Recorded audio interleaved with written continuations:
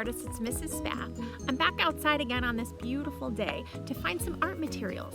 Today I'm going to make a drawing, or you might call it a painting, using some natural materials. I'm going to use the colors that I can get from things like grasses, leaves, even some flowers, and weeds to make a whole new artwork. Let's get started. So the first step in this project is going to be to get some materials. You're going to want to go out in your yard or woods near your house. Make sure that you have permission to take anything you take, and be careful. Would you believe it? I got some stinging nettle on my ankle. Youch! Whatever you find, you're going to want to look like a bug. You want to be looking like you are a bee or a butterfly. You're looking for some bright colors, and you're looking for variety. You want to get a bunch of different colors to do this project. I had some tulips that were kind of used up. Their petals were starting to curl, so I didn't mind taking some of those. But then I had some other flowers that are just starting to bloom. Make sure whatever you use for this project, it's okay that you take. I have some plants that, I'd be so sad if someone yanked those little purple puffs. But those puffs, the dandelions, they can go anytime. Make sure that you get a nice collection. Make sure it's something you have permission to use and that you're being safe. So once you have your materials, and these dandelions, I'm telling you, they make the best marks. Get a collection of all your different things. Take a peek. Do you have a lot of variety of color? Let's test it out. I'm going to try to make a color wheel out of natural materials. So I'm going to start with a red. These are columbine. I'm going to rub, and whoa, it's almost like it's like a red crayon or an oil pastel. If I mix some of the yellow with the red, I don't know if it gets a little kind of orangey. Let's see, maybe if I try this piece.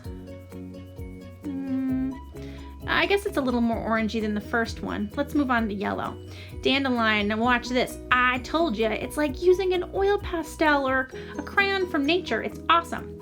These are some little leaves, maple leaves that are springing up everywhere in my yard. It's kind of a yellowy green, and I thought it might be nice and light in my color wheel. And sure enough, nice thing. I don't know what these weeds are. I mushed them up. And when I rubbed them, they were a little bit of a deeper green. So I have some variety, right? Not everything is the same.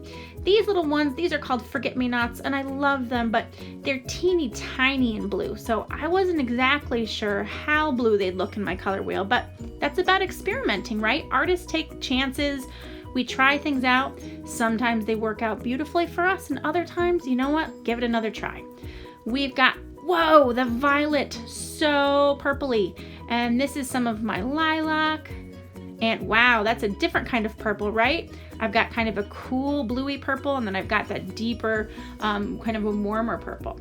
You're going to get a variety of colors, and while you're doing it, I want you to think, what can I make with these? If all you have are dandelions, great, you're going to make a yellow picture. If all you can find are grass or just regular old green leaves, that's totally fine. There are lots of things that you can do with those colors. Maybe if you just have yellows, you're making a beautiful sunshine. Maybe if you have lots of greens, I'm going to see a lizard from you. It's whatever your imagination can come up with.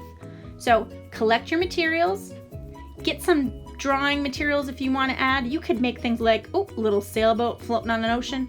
Oh, it's a little girly dinosaur. She's cute. I made her. And this is kind of a dandelion made out of dandelions. I'm not sure why they're sideways. I'll get the hang of this one of these days, guys. Whatever you make, I hope you have fun. I hope to see what you post on Seesaw. Bye, guys.